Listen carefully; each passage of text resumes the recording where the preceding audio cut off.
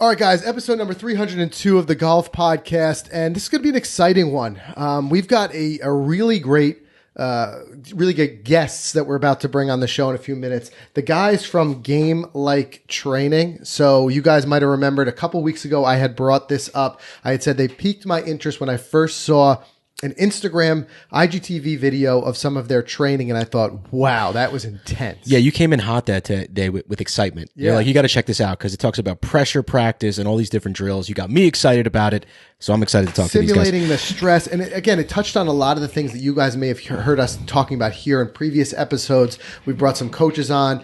We talked about the difference in just banging balls at the range versus focused practice, especially when you're limited on time. Mm-hmm. You know, a lot of us, we don't play golf for a living. So we've got other jobs, we've got family, we've got commitments, things like that take us our time and just kind of really limit it. So if you only have a certain amount of time to work, you want to work in a way that's actually improving your golf game.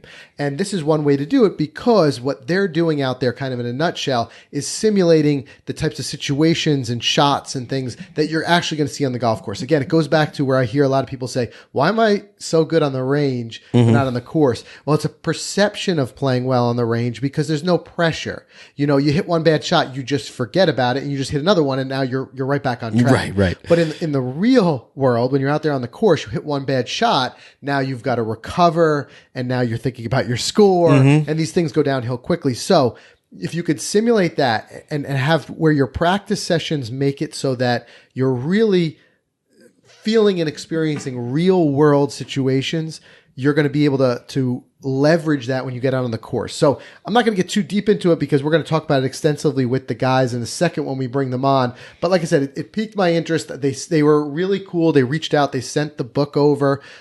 They've also, I checked out their website. They've got some online courses, and I think you can even work with them in person. Again, don't want to put words in their mouth. I want to see what they have to say when we bring them on in a second. But I'm really excited for this one, Mike. Yeah, me too, because it's the pressure practice that I really want to focus on. You know, I mean, I don't know. I mean, maybe there's a myth that does hitting off turf mats on the range really help or hurt your golf game? I've heard people talk about it, you know, and you don't have the right lies and you don't have the right bounce. And maybe it's a great way to stay loose. But are you really simulating, like you said, the pressure and being in those situations? So I'm excited to get some tips out of this. And then you kind of walk me through this whole, I guess, competition that they've done with some schools, things like that. So all great stuff you guys are definitely going to benefit from. Yeah, I've seen them working, at least on Instagram, I saw them working with some of the top collegiate level, right. As well as a lot of up-and-coming golfers. And yeah, they will go through and step-by-step making them replicate certain types of shots. We talked about this on the podcast before where originally what I had seen was they were say you got to hit 3 shots in a row. You got to first hit a fairway that they've got marked off with flags. Then you've got to hit a green that's out there. And then immediately after that, you've got to walk over the putting surface and make a putt. Now we don't do that often. You know what I mean? When we go to the range, we're hitting the same club. And a lot of that is more warm up than it is real focused practice. But the more we work with more and more golf coaches, the more I see that this is the way it's done when you have a coach who's out there trying to actually help you improve your game.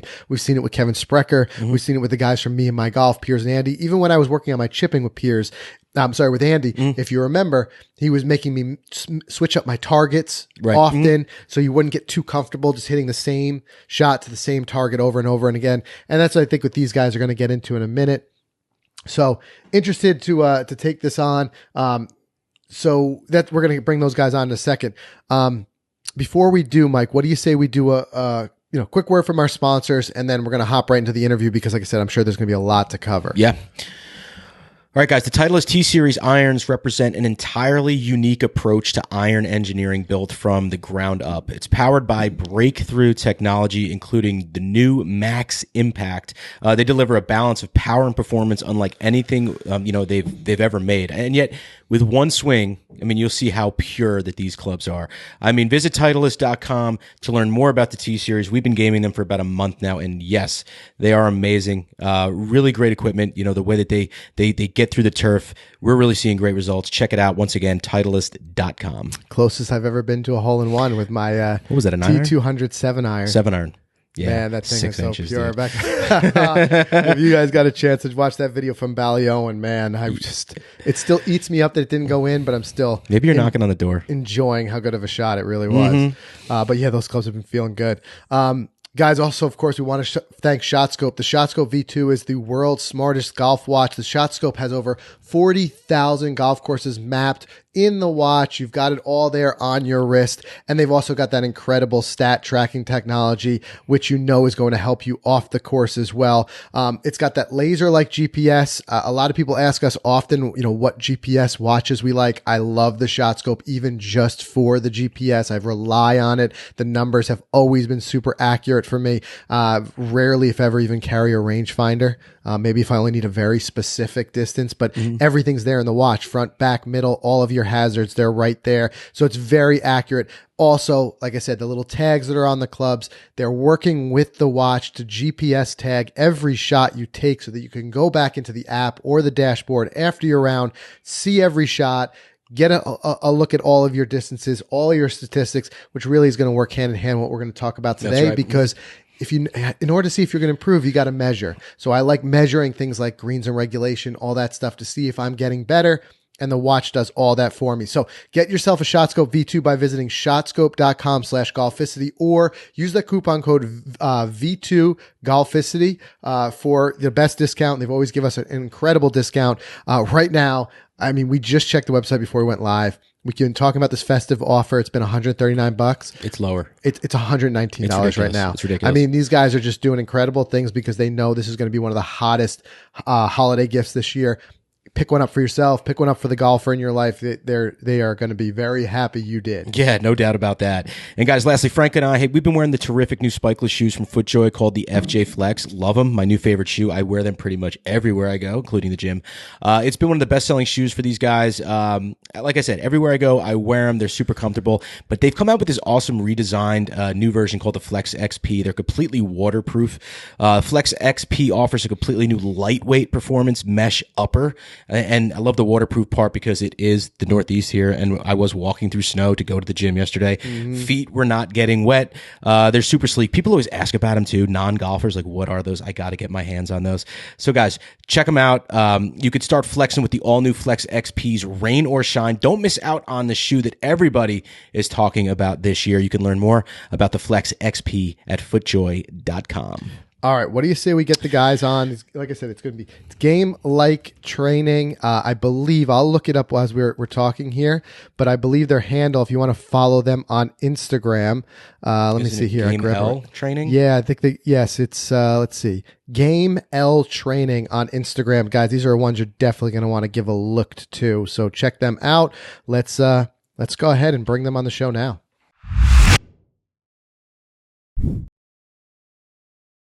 All right, guys, we're really excited to have both Ian and Matthew from Game Like Training on the line. Guys, welcome to the podcast. Thanks for having us, man. Yeah, thanks for having us on. It's a real pleasure to have you. And, I've talked a little bit on the show ever since first coming across some of your content on IGTV. I've talked a little bit about it, but I think it's better just to hear it directly from your mouth. Can you guys tell us a little bit about what Game Like Training is and what you guys offer? Yeah, I mean, ultimately, the most asked question in golf is why can't I take my range game to the golf course? People hear it all the time. Yeah. People hit it so nicely on the range, but it doesn't transfer to the golf course. So over the last 10 years, myself and Matthew, our journey as coaches has taken us from the UK to Florida in the USA and now Georgia.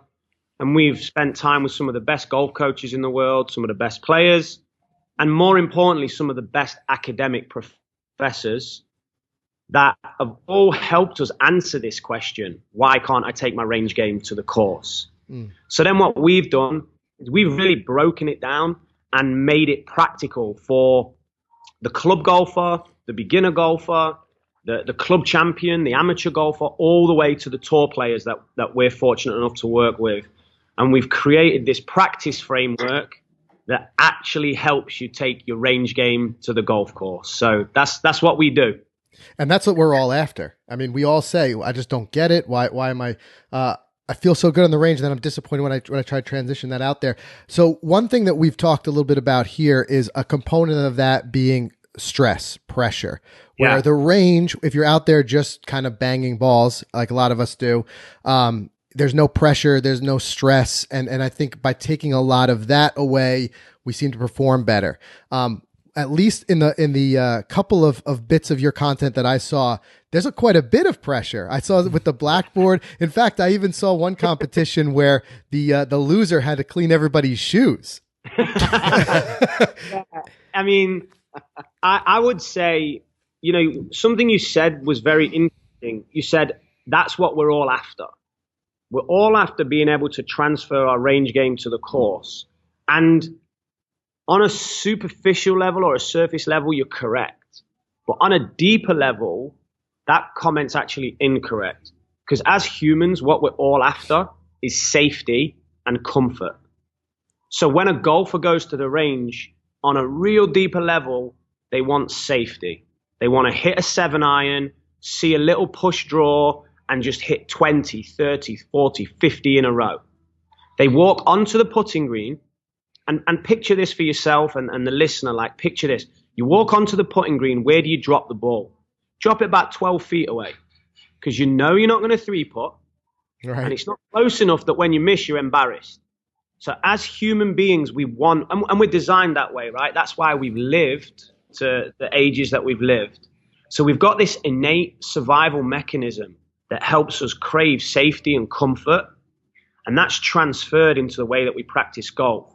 So what myself and Matthew have done is, right, we have to break this innate human survival mechanism. And if you want to take your range game to the course, then the range has to represent the stress and the chaos of golf. Now, the problem is, oh, geez, now I'm uncomfortable. Right. As a player, where are you going to go? Do you want to take your range game to the course enough that you're willing to go through all this stress and pressure? Right. Or do you just, because it's fine, right? If you just want to hit 7-irons and see push draws on the range, and that gives you, just keep doing it. Keep doing that. What you're doing. But just know that it's not going to transfer. You're still going to hit that block or that slice or that hook when you go out on the golf course. Yeah. But just be with that. Well, that's just it. I mean, it's just, you got to get to a certain point where you got to look at yourself and say, how much of this is me complaining versus how much I want to put the work in. I think that there's a similarity there, obviously, with anything in your life. If you want to get better, you've got to put the work in. And I think as golfers, a lot of us just assume the longer we're playing the game, eventually we're just going to get better. But then we start to look back and it's been a couple of years and you're like, why am I shooting the same scores over and over? And you're basically saying it's because we're not really training ourselves. We're not pushing ourselves out of our comfort zone. Yeah, I'll answer this and you can. So basically, of the two of us, he's the smart guy that does that studies all the science, and he'll read the research paper from back to front. Then he'll highlight like 5 lines, and he'll be like, "Hey, Ian, you should read these 5 lines." And then I'll read those 5 lines, and I'm more the one that talks and also the one that like gets creative. Okay, if there's a 20 handicapper in front of us, how can we break down what this research paper says and provide it to them? If there's a tour player, how can we break it down? So the biggest problem in golf is that people believe that a great golf swing is going to lead to great results. And they believe that putting time in on the range, developing muscle memory, and developing and getting in repetition is what's going to lead to success. But there's no such thing as muscle memory, and repetition is not how we learn. So if you want to have a good swing, you have to practice in a certain way. And then once you've evolved this good swing, you have to, and this is the biggest thing, you have to learn to adapt it to the demands of the golf course. Wind, looking at water, having a target, sand, differing lies. You have to learn to adapt this swing to the demands of the golf course. But you also have to learn to deal with the psychological stress of playing for a score. Right. Like, oh my God, I'm going to lose to Bill again. I've already lost $20 for the last 8 weeks. Right. $160. I don't want to lose. You have to learn to deal with the cognitive load. So being able to move the club around the body in a desired way, great. But if you can't adapt that to demands of the golf course, and if you can't deal with psychological pressure, you may as well have my golf swing for all that's worth, you know? Mm-hmm. So, yeah, I mean, that you said it all right there. But there's no such thing as little mini brains in your muscles. Like the last time I checked, there's no little brain in my bicep. It doesn't exist. I understand, and we understand, and everybody should understand the relationship that the muscles have in that whole process, and that repetition is the mother of all skill. I think someone coined it. That was the quote. And then there's that other underlying belief of, we fear the man that's done. We don't fear the man that's done 10,000 different things. We fear the man that's done one thing 10,000 times. Right. Now people just it just gets misconstrued. Where what we're really trying to say is we need repetition. Almost without repetition, we've got to have repetition of the whole process of stimulating what Ian mentioned earlier, cognitive stress. The stress, the pressure that you want to have in practice.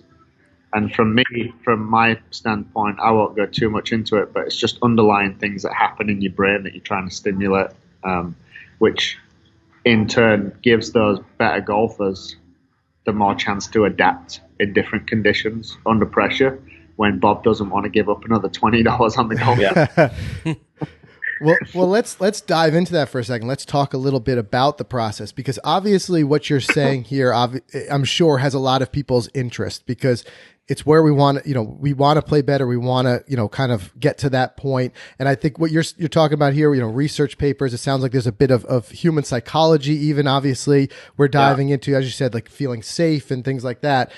How do you then break that down, kind of in a nutshell, because I know there's a lot, obviously, that goes into your process, but how do you start to break that down and develop a process, and what does that look like?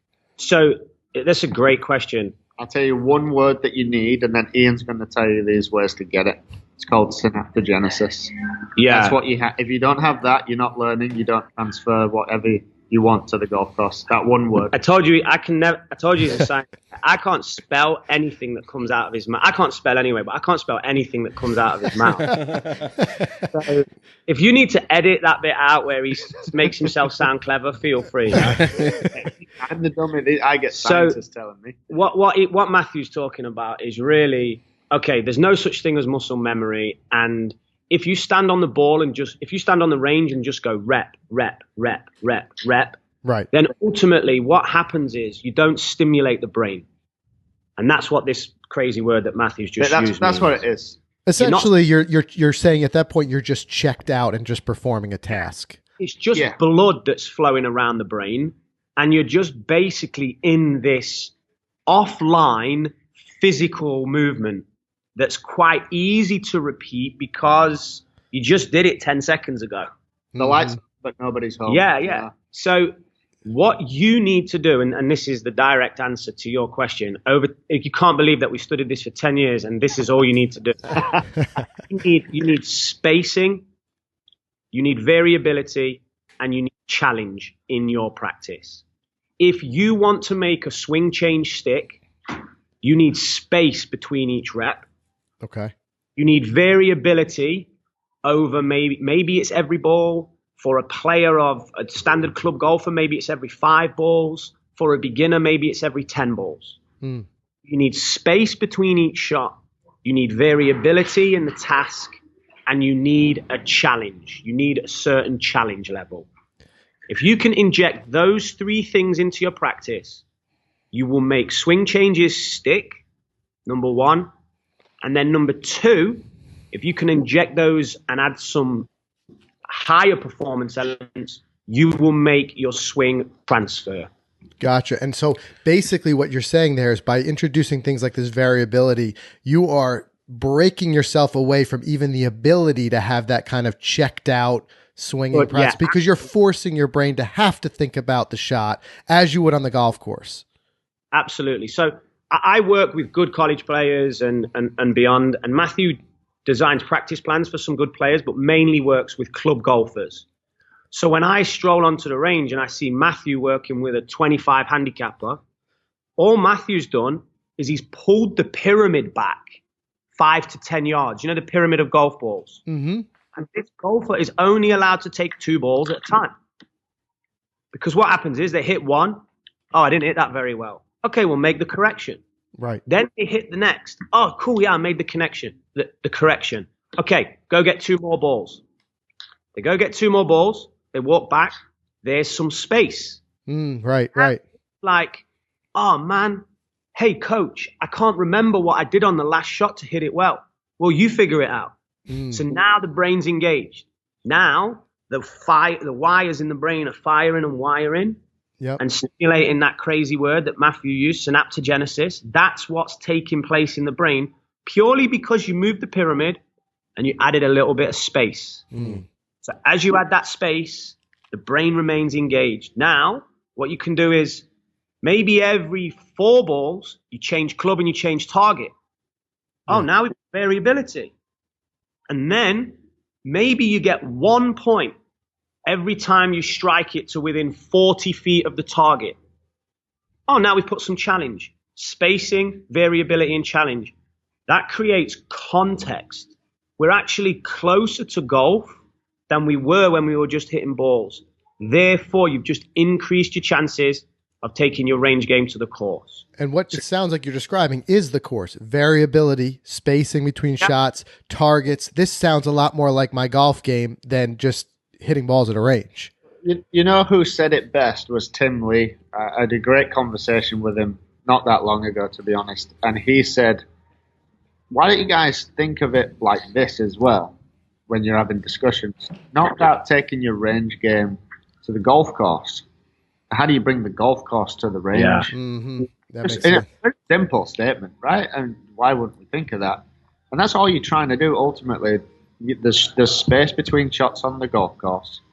There is a score involved on the golf course, and there's some challenge depending on what tee boxes you're playing off or the slope of the course. You know, you're just putting them things into the range to ultimately get the same underlying things happen in your brain. Right. So you're skillful, so the skill sticks. You know, you've heard that. How do I get my swing change to stick? Right. That's how you do it. I think that's a thing that a lot of us get frustrated with as well. We go through like, let's say a traditional lesson, we get some swing pointers, and then we just immediately try to take it out there and just start playing.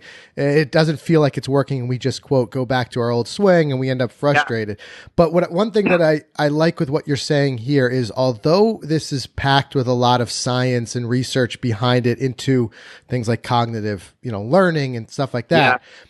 Yeah. What I think I'm hearing though is that this is something that, again, all that's is in the background, but it sounds like it's something that pretty much any of us can implement. It sounds like it's something of going out to the range and just, as I said, working into those key fundamentals of changing the way we're doing our range work. Is that right? Yeah. 100%. I mean, he's the guy who hangs around with the professors and the scientists, and he'll read the academic papers and he'll highlight them. And then I'm like, okay, this is my job to be able to communicate this with a 20 handicapper. And I think it was Einstein that said, anyone can take something simple and make it sound complex. But can you take something complex and make it sound simple? Mm-hmm. And we have taken all these complexities and made them very, very simple in our book, or as simple as we possibly can without doing the science a disservice. So we try and explain the science in layman's terms, but what we do is the practical application of it is very basic, as we've just explained. So again, for someone who is listening, okay, this is a great idea. I'm going to move the pyramid back. I'm going to do 2 ball sets. I'm going to change target every 2 balls. And I'm actually going to give myself a point every time I hit it out the center of the face. And my practice session finishes when I have 20 points. Perfect scenario that anyone can do. Now, maybe every 4th ball on the range, can you find somewhere on the range where there's a slight side lie? Sometimes there's a slight side lie, or you've got some scraggy rough. Can you go and hit 1 every 4th ball from that position? Some people are probably going to get into trouble from the ground staff, and we get a lot of people. Right. We care more about learning than the grass. So, and then if you want to take it to the next level for that better player, well, I'm better than that. I want to win the club championship. Okay, between every set of balls, you have to hold a 3-foot and a 6-foot putt before you can return. So you got to walk to the putting green. Right. And you just keep layering it. And if you're a tour player, then, and that's what I post on Instagram because they're fun to watch, right? College teams and tour players going through these crazy challenges that are 2-3 hours long and they have to achieve all of it because for them, there's absolute chaos going on now. If they can maintain what they need to maintain movement-wise and psychologically in this chaos, they're more likely to maintain it on the golf course. And that's the thing, right? It looks chaotic, but it's what Dr. Richard Schmidt said. If you can create an organized mess, right, and systematic chaos, then you'll achieve the art of repetition without repetition, and that's where you'll really learn. And Ian, working with college players, tour players, highly skilled golfers that have extremely precise movement skills, that's the 1% of the 1%, right? Right. Whereas for me, I spend more of my time with the 90% of like a 20 people that are trying to break 100. So it looks a lot different. The underlying principles are the same, but some of my students, they've got maybe 3 or 4 different stations that are actually swing drills, but there's space between each one. Yeah. Mm-hmm. It's challenge with each one, so we've got spacing, challenge, and there's some variability because they're different drills. So you could look at that and go, wow, this person's not just playing a performance game or they're not on an on-course task, but they still have the underlying spacing, variability, and challenge to make a swing change to get that. Yeah, it makes a lot of sense. And I think the part of the challenge, too, that I like is that there's a fun aspect of it, too. There's 2 things I like. One, in your book, I like how you break it down for the different levels. Because one thing I could say right off the bat is that adding this type of challenge, or another word could be used for is stress, to your practice sessions might in some ways put some people off because they're like, a little bit intimidated or whatever. I think also you got to reflect internally and say, do I really want to get better? Because if you do, you got to push yourself a little bit. But I do like 2 things. One, that there's a beginner level. So for people who want to kind of start getting involved, but they're worried about it being a little bit too much. But also, I think the challenge can be a little bit fun. I like some of your point systems. I think that you guys have some fun with it. Again, some of the stuff I've seen you share on YouTube and Instagram, even though it's challenging, you're having fun with it. And I think there's a certain degree as golfers, why we play golf is because we like the challenge. If there was no challenge at all, we would just be outside, just walking around, you go to the park, just walk around. So I think that if you are a golfer, you realize you already do embrace challenge a little bit. So it's just kind of saying, why not also embrace that in my practice session? And it's all relative, right? You use the example of going to the park. Right. But there's a psychological condition that people have where they're scared of the outdoors. Right. So you're looking at it through like your eyes, right? Like people are scared to go to the park. There's a level of challenge there for a certain individual. So that just backs up your point even more, how it has to be in levels and it has to be right for that individual. Mm-hmm. And I think the second thing, the reason that I followed you guys, number one, Kevin Sprecher told me to. We do everything Kevin says, so I think we can relate to that. Yeah, Kevin is just, him and his wife and his family they're the nicest people I've ever met, and they're both great golf coaches, and they deserve all the success in the world. So when Kevin says, "Hey, do something," I'm like, "Yeah, Kevin, I'm gonna listen to you. I'm gonna do it." Right. So do you guys. But then it's easy for me to drop off the radar, right? But you guys have fun, so I'm like, these guys are doing what I want to do. They're having fun. So I watch your Instagram and I follow you guys because it's fun. Now, why did kids play Fortnite? Kids played that Fortnite game because it was fun and it was addictive. And the reason it was fun and addictive is because it had levels and scores and you played against your friends. So, game-like training. Our junior program, when they turn up, there might be a 25 level challenge. And level 25 is the big boss challenge that no one knows what it is. And after you pass the first 5 challenges, you're safe. So challenge 1 might be hit 2 balls in a row out the center of the face. Challenge 2, go hole a 3-foot putt. Challenge 4, hit the ball out the toe and the heel. Challenge 5, hit it out the bunker to 10 feet. Wow. Once you've done those, you're safe. Yeah, and then you go again. And then you go again. Yeah, you're like Sonic the Hedgehog. Right. Sonic the Hedgehog. I've got to get to that checkpoint. Got to get to that. Yeah. Remember playing Crash? I'm showing my age now. Like I said, Sonic the Hedgehog. Huge Sonic fan. Yeah. We trust us. We know. We're very familiar with it. In fact, we referenced the original Nintendo Golf the other day. Yep. There you go. Yeah. The original. Yeah. What happens is, you go and watch most golf practices for kids, and they're trying to hit the plane. They're trying to get the club on plane.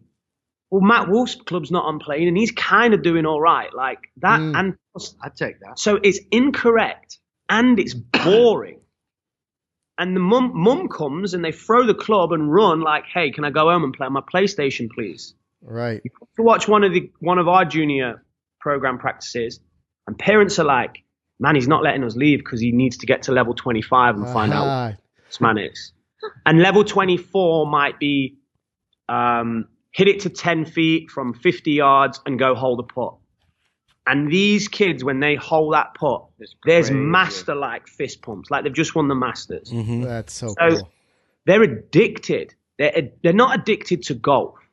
Right. They're addicted to the level and the challenge. And that's the reason that PlayStation is worth, you did the research on what, 183 million or billion? I can't remember.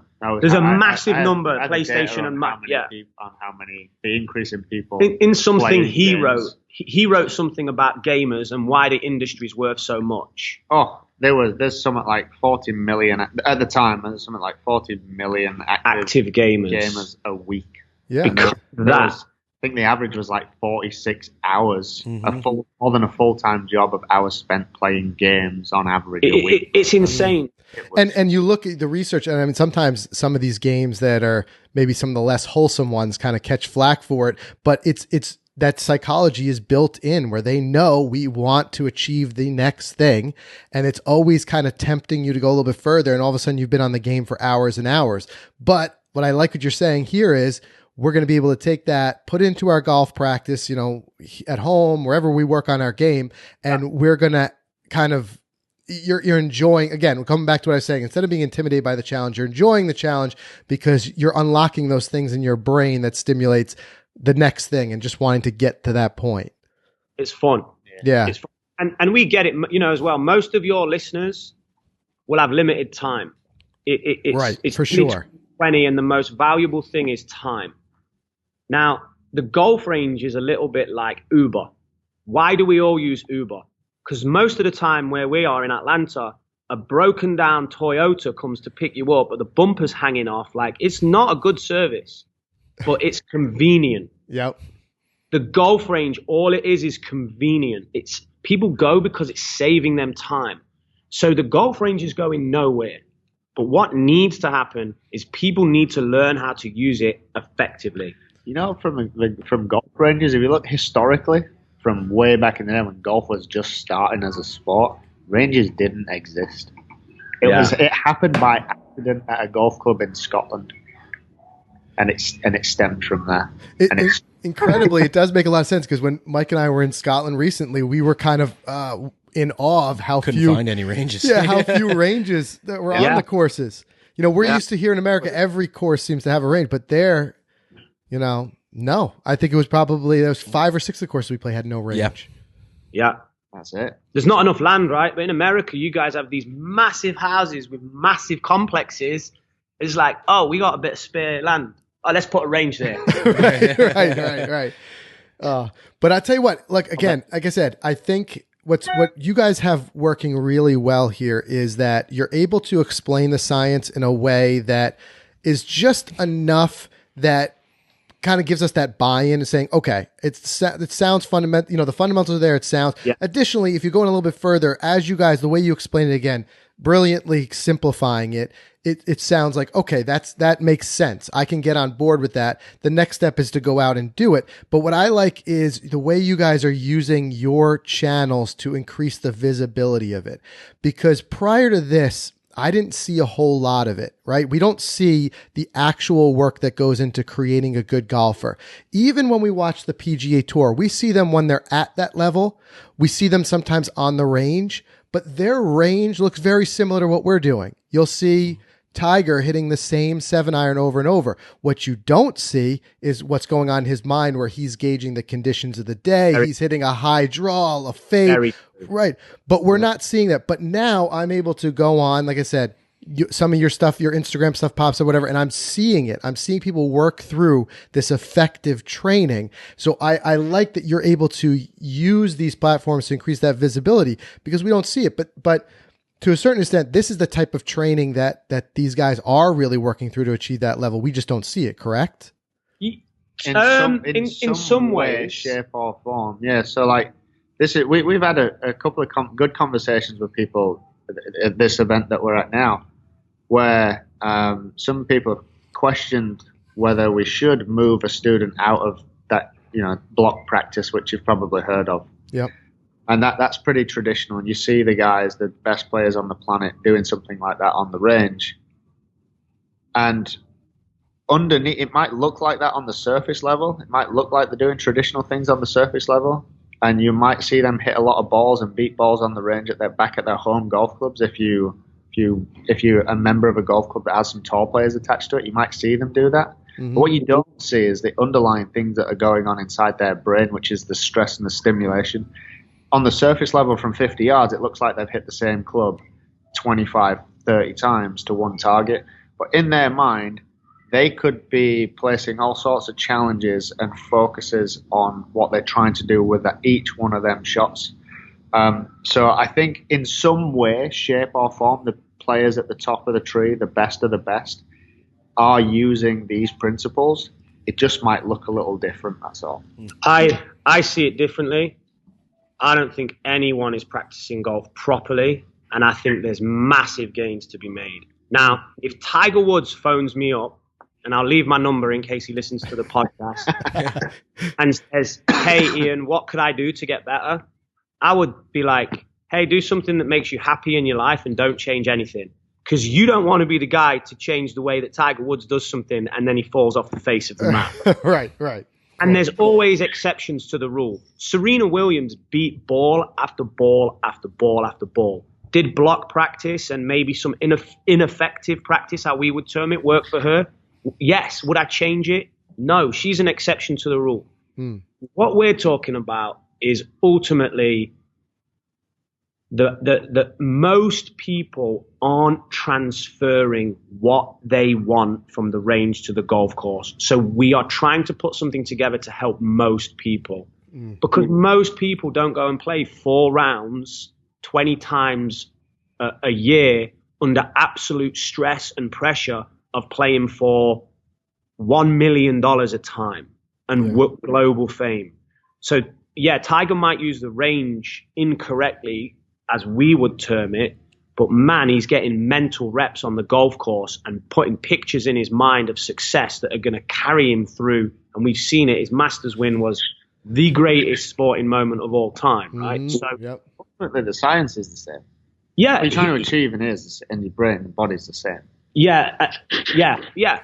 And Tiger is getting these reps through competition. Now, Bob, who throws his clubs in his car and runs to the medal and like has 4 minutes to get warmed up, so he goes and gets a Snickers rather than hitting 3 or 4 balls on the range, sets foot on the first tee. He doesn't have that luxury of all of these rounds and all of these pictures in his mind of success. What he's got that innate human survival mechanism telling him that he sucks. So how do you build more confidence? Well, you build it through practicing how we would say. So the pros are a different beast to look at. Right. Well, look, no matter what, I think one of the things that gives me the most kind of promise is what you just said, where you said there's still a lot of gains to be made. I think us, as your just everyday golfers, are incredibly benefiting from smart guys like you who are diving in, looking at, as you said, the research, the psychology, and then bringing that to golf. I think it's very similar to what we're seeing in fitness right now, where we're seeing people are the actual science of fitness instead of just going and just, lifting weights. We're seeing, recently we worked with like Ben Shear and some of these other guys who are really looking at the focused, the history, the body movements and stuff like that, and then bringing that to golfers. And then what you guys are doing, where you're saying, look, this is how we're seeing how the mind works, how the mind learns, and bringing it to us everyday golfers. And that's something that I think is, as you said, the gains to be made across the board, where I think we'll start to see, especially in the next couple of years, as this type of stuff takes on more and more, we'll finally start to see those handicaps in general start to come down. Yeah, hopefully so. That's the goal. We had our mission when we started this was to revolutionize the way that golf is practiced. And we've by no means done that, but we've definitely impacted on a lot of players that maybe would have dropped out the game, that were very young, that now practice more effectively, not exactly how we would want, because everyone has habits, but more effectively.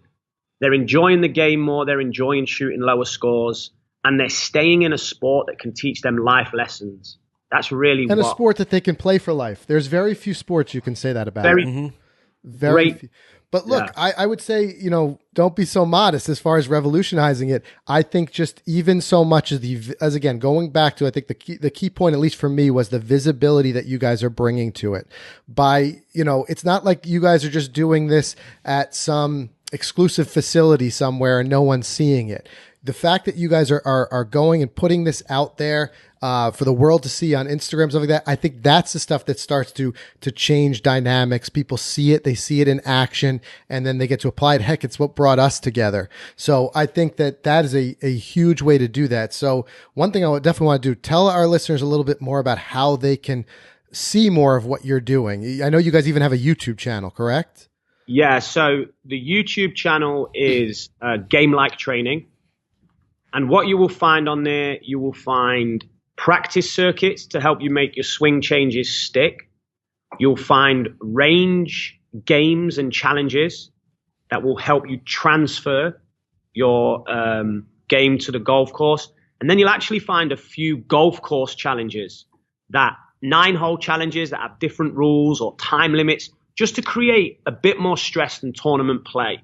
And then if you're a bit of a geek like Matthew, you can find some professors talking about the science and research that so you can take your learning a bit further. There's not many that want that part, but if they do, then they can always shoot me an email or a text or a call. I'd love to share the resources I've got and been given from the people that are way smarter than me. There's always a few Bryson DeChambeaus out there.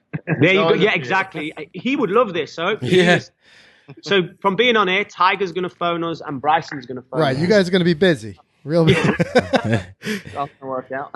And tell us a little bit about the book. Where do they get the book? Is that from your website, or where can they? Because this has been a huge resource for me. I've been trying to flip through it here and show people. I mean, look at all that detail and the graphics, especially. Again, going back to what you said, taking something complex and making it simple. This is what I like about this. It's right there. So we want to get to 10,000 Instagram subscribers so we can sell the book on there for a start. We're nearly there. So that's Game L Training. And honestly, our audience on there is very pure and engaging. And we get, for the small audience we get a lot of views. And it's cool because it's not edited. It's us raw coaching, putting people through these games. Mm-hmm. Till then, you probably want to go to gltgolfstore.com. That's a small online store that we have where we sell golf clothes, golf apparel, golf training aids, and our book can be found on there. Gotcha. And for international listeners, Amazon. It's available on Amazon.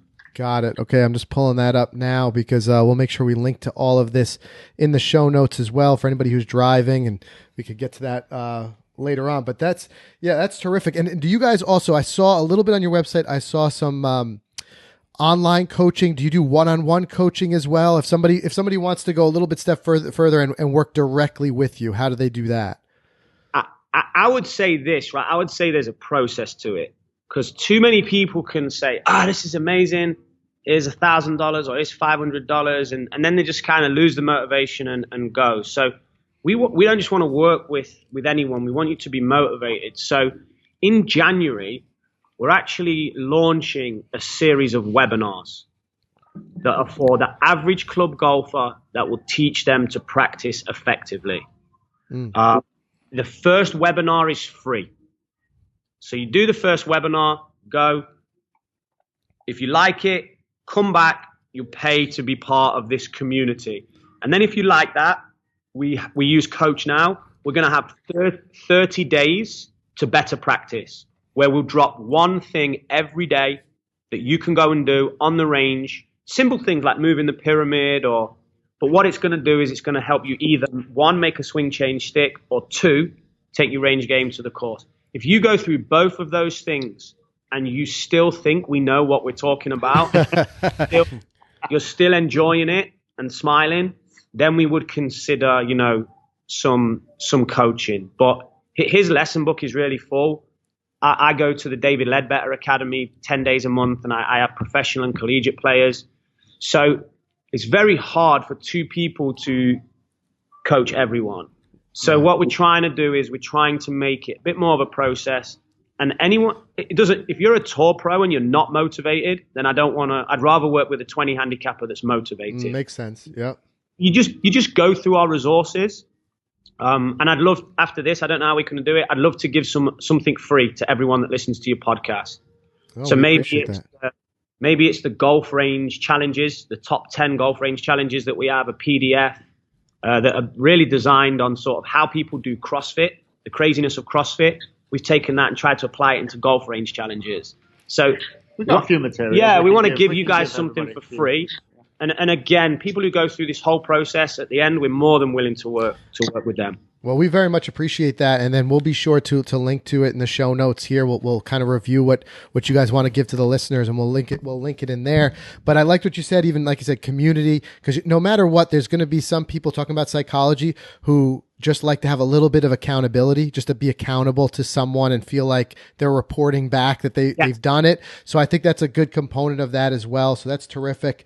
All right. I hate to cut it short, but we've got a run here in a second. But before we do, just remind us one more time all the ways that people can follow you. Are you guys Game L Training on all the social platforms, or how do they follow you? Twitter is GLT Golf. Okay.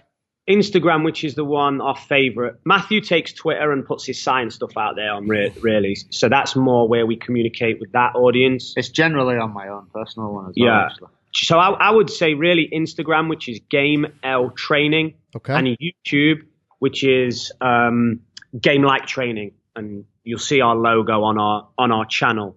And then we have a website, gltgolf.com. So that's gltgolf.com, where you can go and read more about us and what we do. And there's lots of free downloads. And then gltgolfstore.com is where you can buy the book. So separate. We keep the education and the retail separate. Gotcha. All right. Well, that's terrific. And I do hope we get a chance to run into you guys in a couple of weeks down at the PGA show. Love to meet up with you guys in person. Want to give you a lesson. We want to put you guys through a GLT practice circuit. Yeah. Now you're talking. That's what we want. That's the next. If we're in, we're all in, right? Let's do it. GLT this circuit. There you go. Now you're speaking our language. We like that. Let's do that. Let's definitely get together and do that. And I'm sure we will stay in touch. Like I said, I've been absolutely impressed with what you guys have been putting out there. And that's why I'm so glad we were able to make this time today and you guys in your busy schedule to come on the show and talk about it a little bit deeper, because like I said, it only took seeing that one video and I was like, wow. I showed it to Mike and I said, these guys are really on to something here. Thank you. Appreciate that. And keep doing what you're doing. Hopefully we'll connect with more golfers and help them. And we couldn't do that without your platform. So keep having fun. It's great seeing you guys have fun. We appreciate it. Hey, you got to have fun, man. It's all about. That's what it's all about. So, all right. So terrific. I think it's the beers. He says this because he can't grow a beard. Yeah. I don't know what it is. I think your guys' facial hair is amazing. And I'm I just This feel is inferior. overnight. This is overnight. Oh, that's too much. Well, whatever it is, maybe it's the beer, whatever it is, it's working. So we'll keep it going. Thank you. All right, guys, great chatting with you. Thank you. Take care. Take care.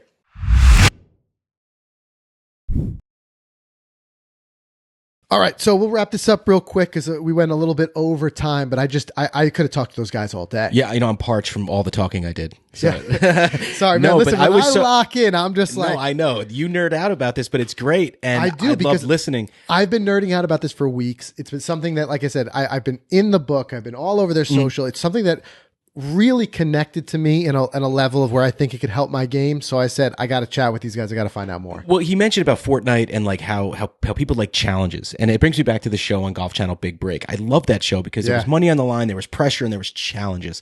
And, this is something that I'm excited to go through with you, hopefully down in Florida with these guys, because it's going to be fun. We could get a fun little video out of that. Yeah, 100%. For sure. But that's just it. Like I said, the challenge, although it can be intimidating, the challenge can also be fun. It's just thinking about it that way. And again, we talked so many times about growing the game. We've talked about getting kids into the game. I think what they're onto there is brilliant with this idea of almost being like Fortnite or some of these other games with the levels, and kids are really engaged because that's how our brains work. We want to kind of achieve the next thing. It's that anticipation. So I think what these guys have done is they've definitely keyed in on some deep, human psychological factors that can really make you a better golfer. Yeah. So guys, make sure you check them out. They are a great follow on Instagram. Make sure you give them a follow. Like I said, that's where I first discovered them. And some of the stuff you just learn a lot from just watching them work with players and what they do. Because like I said, you can go out there, you can do it yourself. It doesn't cost anything to watch one of their videos and go replicate it in your own practice session. So make sure you check that out. You can get to the show notes by going to golficity.com/episode 302. We're going to link to everything there. We're going to chat with the guys and we're going to see what they want to do as far as some giveaways and exclusively for the listeners. We'll put all of that in the show notes, so you're not going to want to miss it. Go to golficity.com/episode 302, or as always, get it in the Golficity app, and we'll see everybody again next week.